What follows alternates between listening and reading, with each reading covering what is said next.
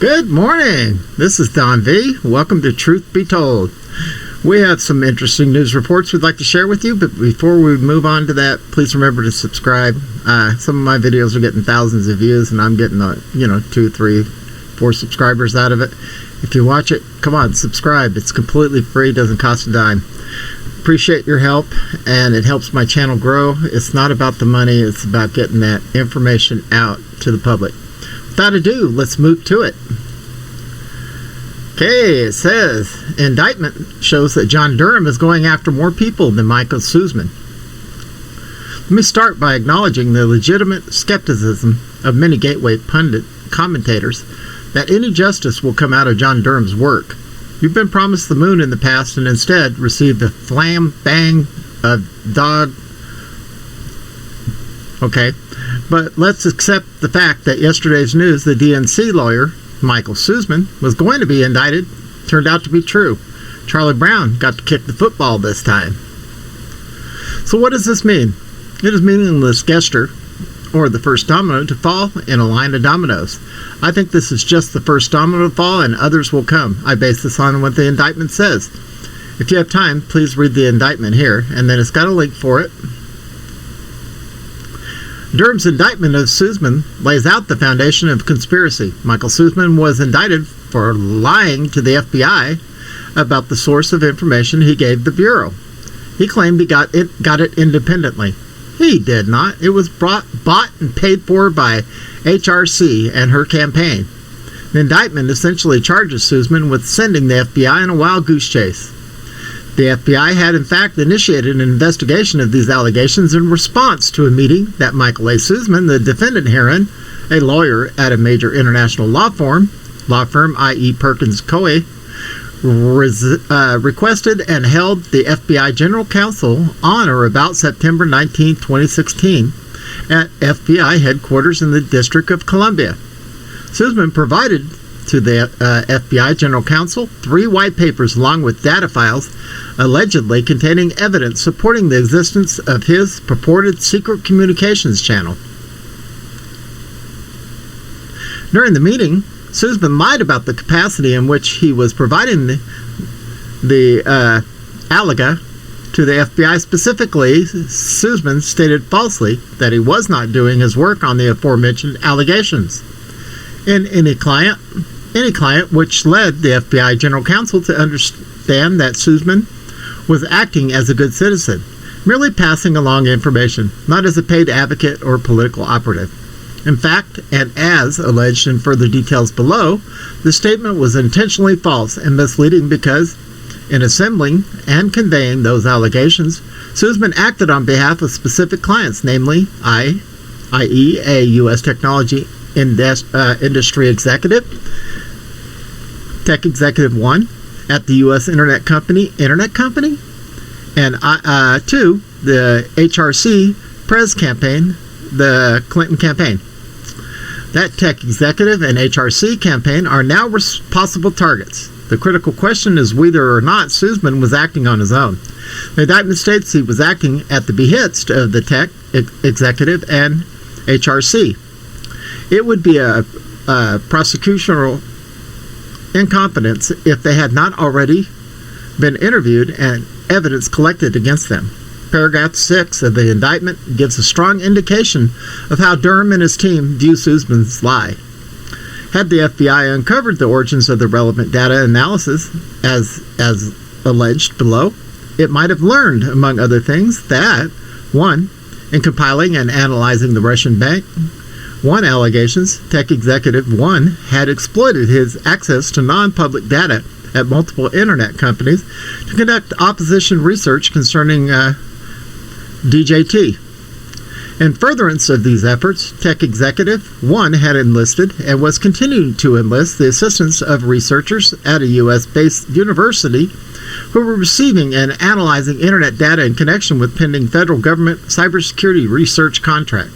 And Sussmann Tech Executive and law firm had coordinated and were continuing to coordinate with representatives and agents of the HRC campaign with regard to the data and written materials that Sussmann gave the FBI and the media.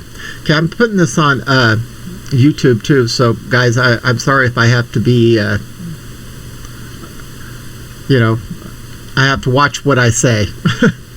First, pay close attention to the indictment claim that non-public data from a federal government research contract was being used to bait the FBI.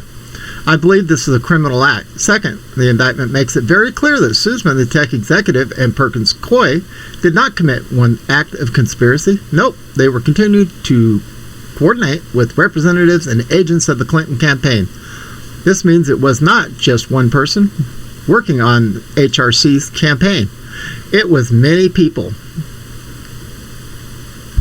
The tech executive is in big trouble. He was using non-public data that was obtained from a federal government research contract. This may refer to the searches flagged by the NSA director at the time, Mike Rogers, who acted to shut down the access once he learned that contractors were conducting illegal searches. Paragraph 20G of the indictment states that the tech executives was communicating with Fusion GPS in August of 2016 regarding Alpha Bank scam. The next paragraph in the indictment also implicates Perkins Coie, Mark Elias, in the plot. As alleged in further details below, in or around the same time period, and in furtherance of his efforts with Sussmann and the campaign lawyer to disseminate allegations regarding DJT, tech executive used his access at multiple organizations to gather and mine public and non-public internet data regarding DJT and his associates with the goal of creating a narrative regarding the candidate's ties to Russia. Prosecutor Durham reiterates that non-public internet data was being used to create a lie about DJT's alleged ties to Russia. The indictment goes into great detail about the tech executive's efforts to gather information from two other internet companies. One of this companies was initially unwilling to do the tech executive's bidding, but ultimately caved in. The aforementioned individual and other personnel at the internet company, this is quote, were uncomfortable regarding this tasking from tech executive because they believed that using the company's data in this matter was inappropriate. They complied with the tasking, however, because tech executive was a powerful figure at both companies. In connection with this tasking, tech executive emailed to internet company personnel a 5-page document.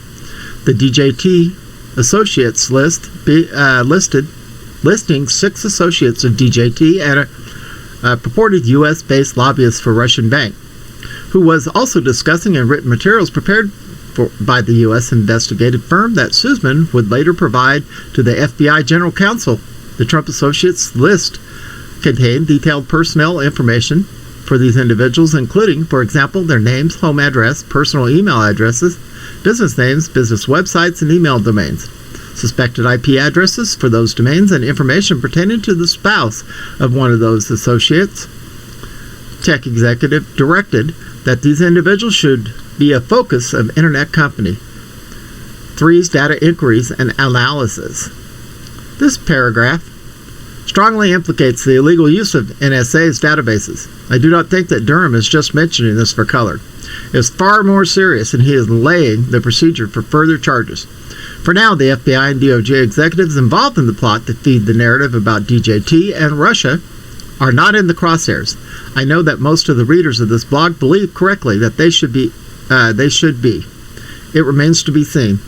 For now, based on this indictment, I expect we will see indictments of the tech executive Fusion GPS Glenn Simpson, former Perkins Coie partner Mark Elias, and at least 2 people from the Clinton campaign.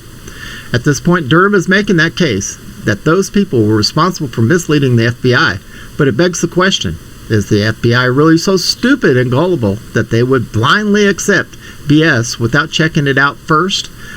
Says, I will provide more analysis tomorrow. Interesting. Well, we know there's supposed to be over 200,000 sealed indictments.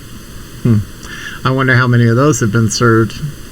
You know, over at Guantanamo Bay, they're building the second the second courthouse. Even though Biden is claiming he's going to shut it down. What do they need a second courthouse for?